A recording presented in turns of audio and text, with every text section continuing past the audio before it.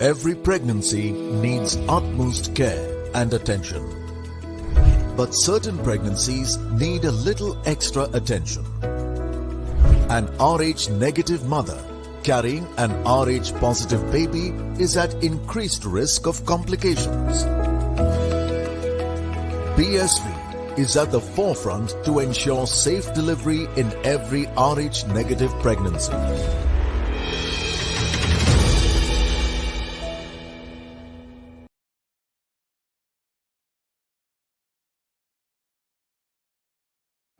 Welcome. You're watching The Outside View by Women's Crick Zone, and it's presented by BSV, Puma, Food and Wellness, AMRI Hospitals, and of course, MPL Sports Foundation. I am Rupa Ramni, and I'm going to take you through that really closely fought match between India and Australia. Australia sort of nudging out India in the end by 6 wickets there to become the first team in the World Cup here, this edition of the Women's World Cup, to seal a place in the semi-final, and deservedly so. So to take us through that match, we have with us, of course, the World Cup winner, Julia Price, and of course, we were supposed to be joined by Sonia Dabar. She isn't well, unfortunately. We wish her well, and we wish her to recover soon and join us back again. In her place, of course, is Mohit Shah from Crick Zone. Thank you so much, lady and gentlemen, for joining us.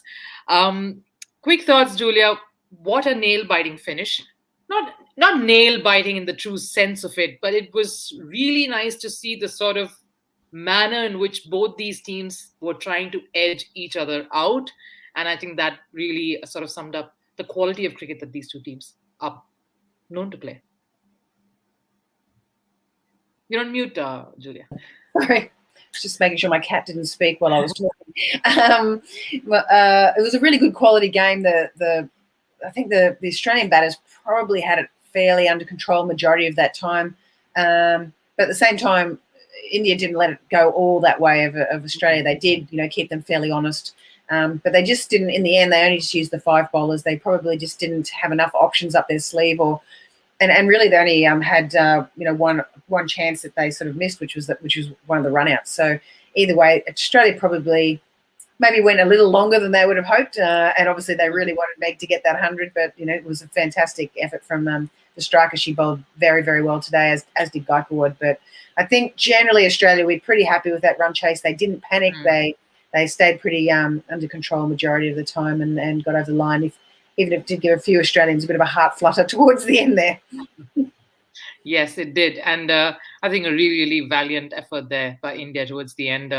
It is going to be difficult to stop this Australian side for sure. But if you are joining us in, you know that Australia has beaten India. It was quite a close contest by 6 wickets there, though the scoreline doesn't say so.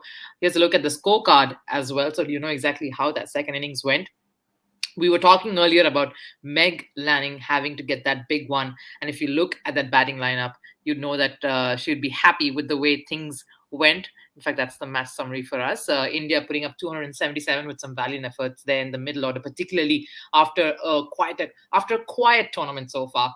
But Australia in response, Meg Lanning, what a knock there. She would have liked to sort of take it through till the end and stay unbeaten, considering she'd come this far. And as a captain, she would have wanted that to happen.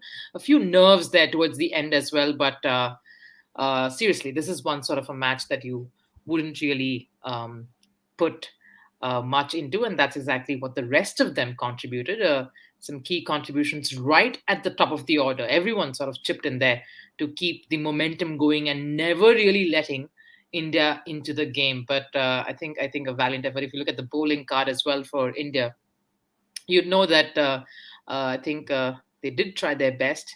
Quite a few good performances there, particularly by the youngster Pooja Vastrakar, and we will talk about her at some length. But Mohit, India would be disappointed with this. A great effort nevertheless, but this was a couple of points that they really needed. Yeah, I think they desperately needed the 2 points, but they'll definitely derive a lot of confidence from the score that they put up today, because other than the West Indies game, it's been their batting which has been a big issue for them right through this tournament. And with Mithali and Yastika both getting half centuries today, now they're almost like everyone's gotten a half century in the tournament from their top 5 or 6, barring Shafali. So I think there are a lot of positives for India to take from this game. And even in the bowling, once they'd like conceded almost 70 in the first 10 overs, they were always going to be chasing the game, but they managed to pull things back quite well, especially towards the end. So taking the game to the 50th over is also something that India can take heart out of. So I think like there are quite a few positives for India from this match.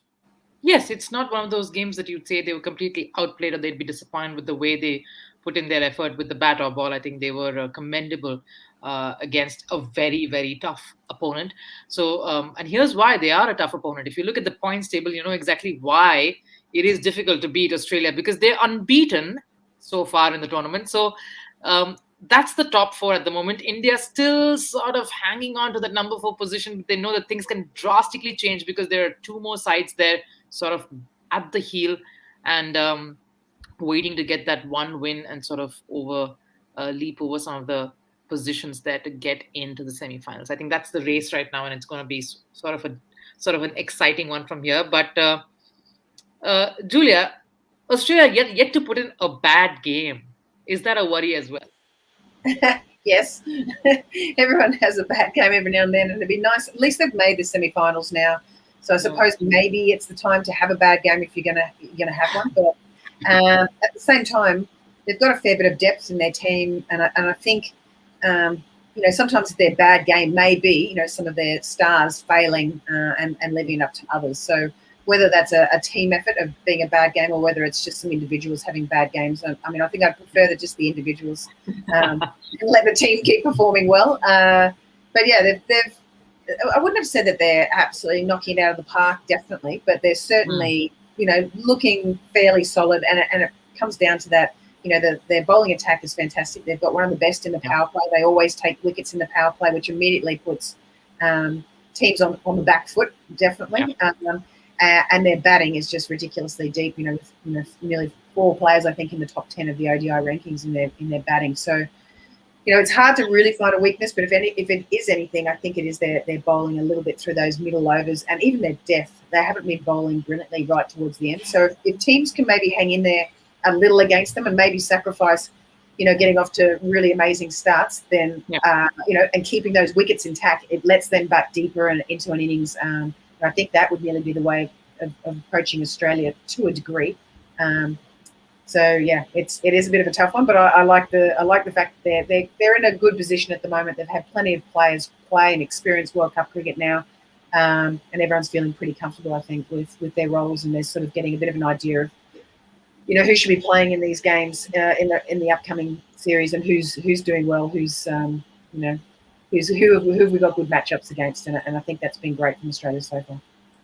Yeah, and we were speaking earlier, especially in the mid innings chat that we had, we were sort of particularly talking about how Meg Lanning would really want to get some good runs under her belt, and especially against a team like India, that would do a whole lot of good to her confidence, and that's exactly what happened. Quite a captain's knock, not exactly what she would have, how she would like to finish things, Mohit, but she would be pretty pleased with the way with the way she went about business today.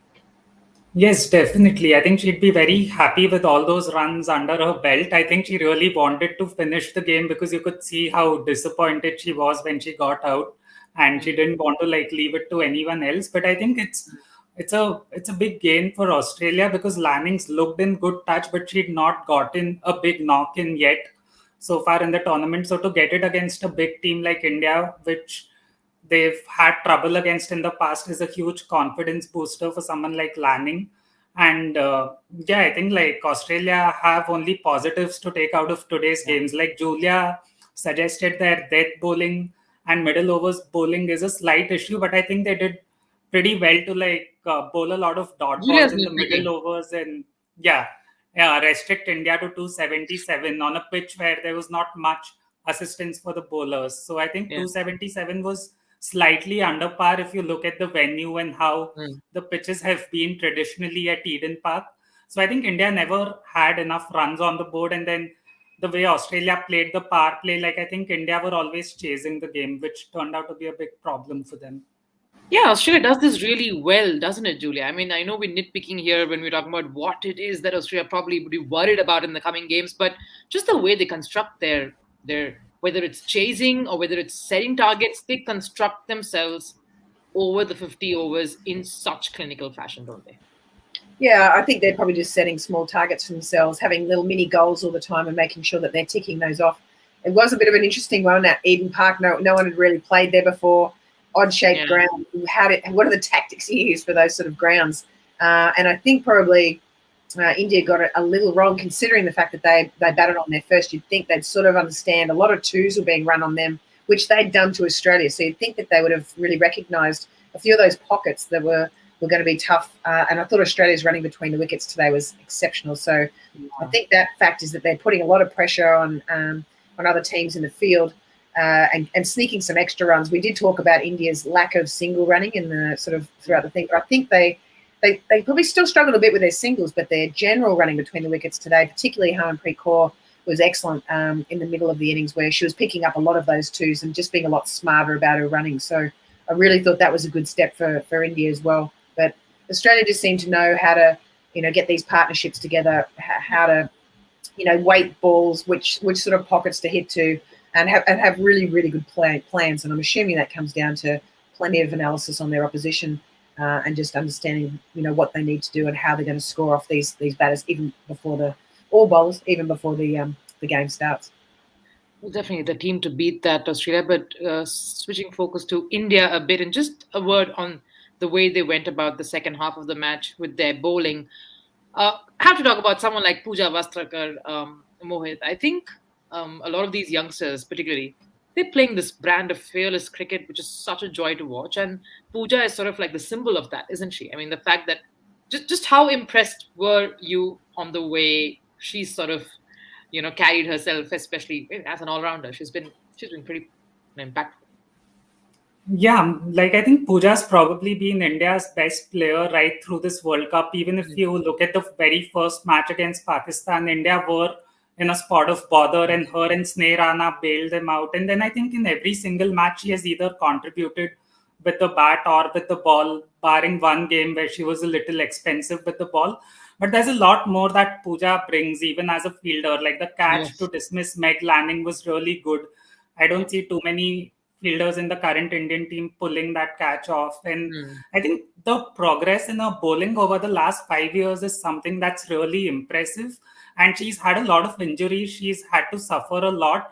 But in this tournament, with her getting a consistent run and also getting a well defined role of where she'll be batting and where she'll be bowling, she's finally come into her own. And I think she's marked herself out as not just India's best all rounder, but also one of the best all rounders in the world. Because just purely because of her big hitting potential and the ability to provide crucial breakthroughs. Like I remember the game that she bowled 3 or 4 Yorkers at the death and like got a lot of batters out. So her death bowling has also been one of the big standouts for India because that's traditionally an area where they've struggled a fair bit in. So yeah, I think Pooja's been a great addition to the team and yeah, stood out. How impressed are you of Julia? Have you been of someone like Pooja, especially going up against Australia? They quite intimidate. You could get intimidated, but she seemed Yeah, flawless. I mean, she's only 22. I hadn't really seen a lot of Pooja Vastrakar before this, and I think she's been excellent. Just seems to go about her game. She's quite confident in herself and seems to understand what her sort of strengths and weaknesses are and play that game accordingly. So I've been really impressed with her. I was thinking about the other day just because she's not even in the rankings really at the moment for all rounders, and she's absolutely going to be flying up those at the moment. And no doubt will be opening a few eyes around the world about other tournaments that she may be selected in or formats as well, because I think she's just doing such a great job as a young kid and very good in the field as well, which is great. But I mean, you've got Elise Perry, you've got Marizanne Kapp, and I would say Pooja Vastrakar at the moment is equally matching a few of those top all-rounders in the world. So yeah, I'm really looking forward to seeing what else she can bring to this tournament. All right, let's look ahead then. I mean, we've sort of come to probably the business end of deciding who the semifinalists would be. There's a lot of work left to be done, especially if you're an Indian, fan. Next match is against Bangladesh. Mohit, how would they face themselves? Because qualification is key. Yeah, I think they need to be very careful and respect Bangladesh because they've lost to them earlier in T20s. And I think Bangladesh have given a really good account of themselves in this tournament. These are players who've not played against some of the teams who are here, who don't have a lot of international experience, but they've done all the little things right, be it running between the wickets, their energy in the field. They are backed and led by a very good leader in Nigar Sultana, whose strategies have been on point. But ultimately, I just feel like India has a lot more big match experience, and the experience of just being in these big knockout matches or matches where a win is pivotal. So, and especially now that someone like Mithali's also come into form, and that number 3, 4 position, which had been a problem for them right through the tournament, is taken care of. I feel like India definitely will have too much firepower for someone like Bangladesh, but they need to give them due respect and not take the match lightly at all. And for all you know, it could quite go down to the wire, because the last of the league match, the last of the matches, the league matches or the group matches in some sense is India and South Africa. So it could go down to that, for all you know, for qualification. Could be exciting. I mean, this World Cup is proving to be very exciting. But yes, Australia looking very pretty at the end of that, Julia. I'm sure there is you're just as excited with that.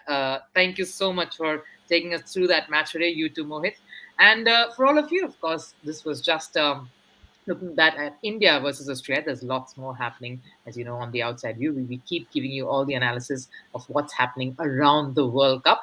And if you have any questions, you know, our expert panel will be willing to answer that as well. So thanks for watching, but do stay on and keep watching the outside view.